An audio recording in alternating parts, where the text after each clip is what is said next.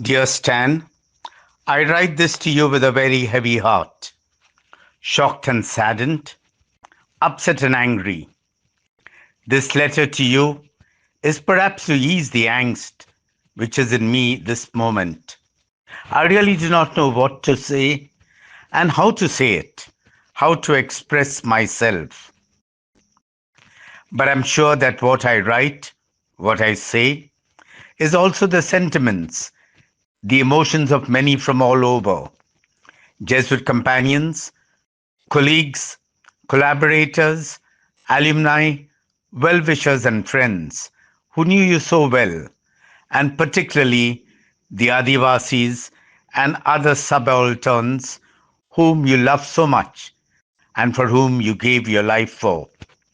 This letter comes from the bottom of my heart, from the bottom of our hearts, just to say, sorry, Stan.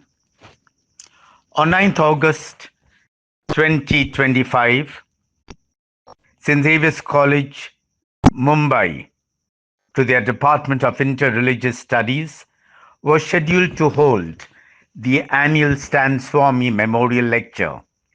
The topic was Migration for Livelihood, Hope Amidst Untold Miseries. It was to be delivered virtually by Jesuit Father Prem Kalko, currently an associate professor of moral theology at the Gregorian University, Rome. The speaker, Father Prem, is a renowned personality and the topic timely and relevant. On 4th August, representatives of the Akhil Bharatiya Vidya Parishad, ABVP, met the St. Xavier's College authorities and in a written letter strongly condemned the organizing of the lecture and demanded its calculation. Very sadly, the Jesuit management and the other officials caved into this pressure and cancelled the lecture. For this, sorry, Stan. In this letter, which they have also put on their Facebook page, the ABVP says, organizing a lecture in memory of a person who was a key accused in serious crimes like UAPA, including contact with a banned CPI Maoist, financing and recruiting armed Naxalite groups, and seizure of documents containing a conspiracy to overthrow the constitutional government through armed uprising is glorifying the Naxalites. It is extremely sad that prestigious colleges like St. Xavier's are trying to encourage Naxalist ideas by glorifying a person accused of committing anti-national conspiracies.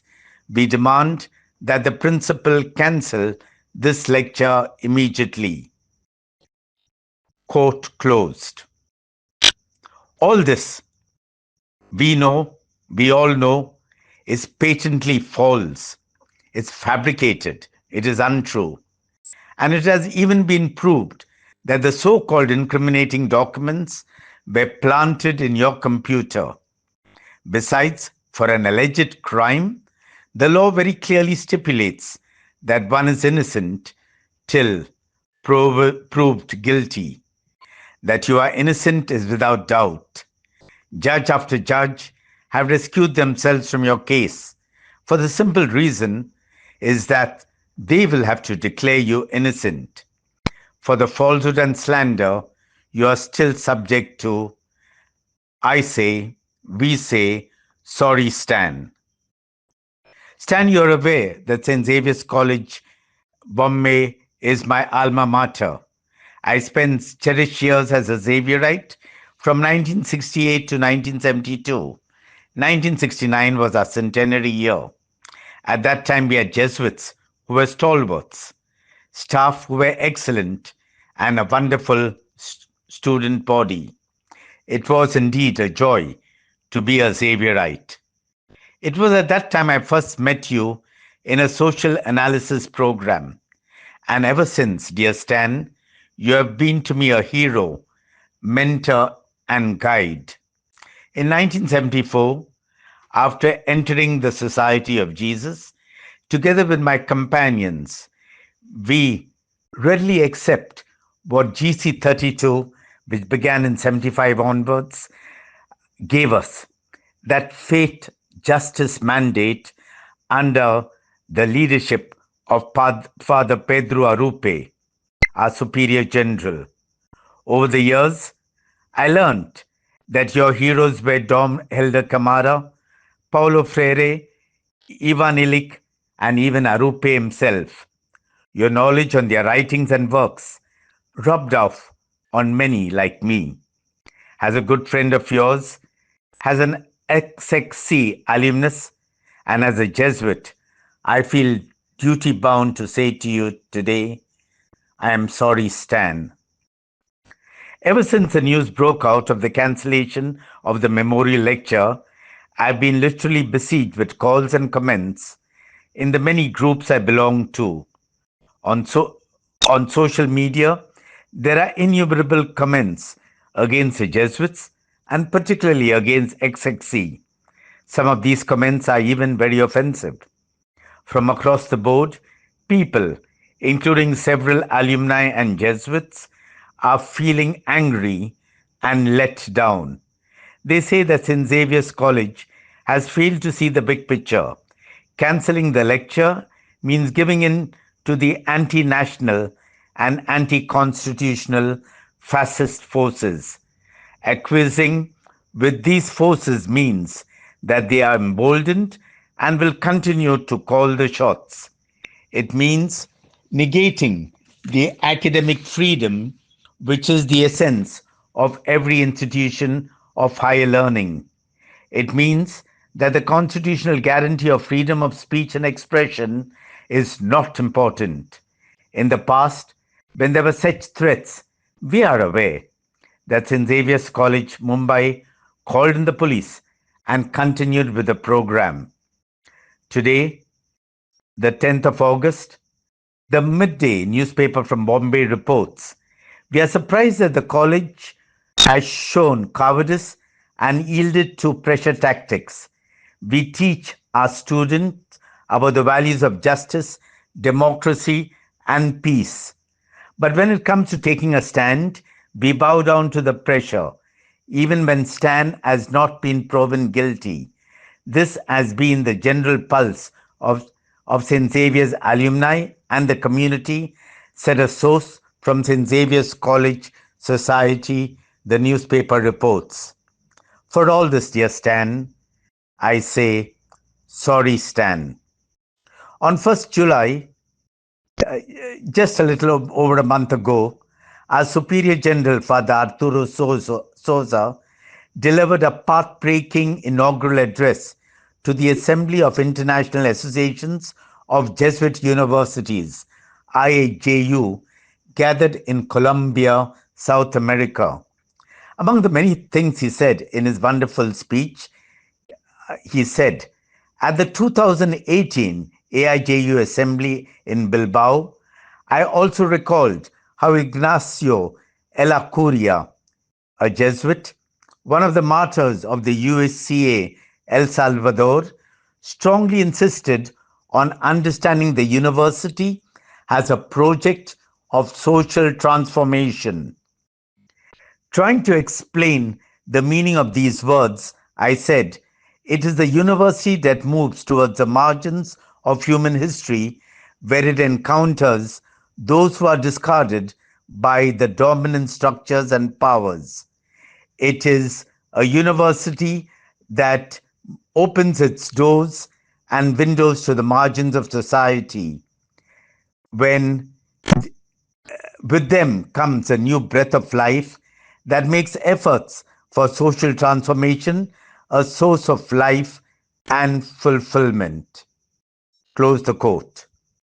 That the Jesuits of St. Xavier's College have not understood this fundamental of Jesuit education, we say to you, we are sorry, Stan. Today on Facebook, I came across a powerful picture and a quote posted by Earth We Are One, EWAO.com. The picture shows birds in a cage criticizing the birds who dares fly. The quote said, "The image of caged birds criticizing a rebel who has chosen to fly free is a powerful metaphor for the way society often views those who dare to challenge the status quo. The caged bird represents the fear and the conformity of those who prefer to remain inside their safe boundaries, where the free bird embodies the courage to break away from societal norms. What is it that makes us fear? The rebel, the one who chooses to question the rules? Perhaps it is because they see a different path, one that holds the potential for growth and freedom. The cartoon asks us, is it better to stay in the cage or should we follow our own path towards true liberation?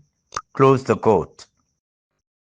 That reminded me of you, my dear Stan, someone who had the courage to fly, and even when you were caged in prison in Taloja, you dared to tell us that even caged birds can sing. Of course, you meant they sing the song of truth and of justice. For not having the courage to fly and even to sing whilst we are caged, we say to you with humility, we are sorry, Stan. I can see you, Stan, smiling at us here below from up above, telling us in your own inimitable and no nonsense way of how we have lost the plot. You tell us that instead of accompanying the Adivasis and the Dalits, the excluded and the exploited, the minorities and the marginalized, the poor and the vulnerable, we focus on constructing buildings and on institutionalization. You question us about forming men and women for others. When are some of those who take away the Jal, Jungle, and Jameen and other natural resources, identity and dignity from the Adivasis, are those we as Jesuits have educated? It is a great shame. You remind us of the film Mission and of the Jesuit martyrs of El Salvador. You challenge us to live our faith justice mandate and to realize the universal apostolic preferences, UAPAs, in all our initiatives.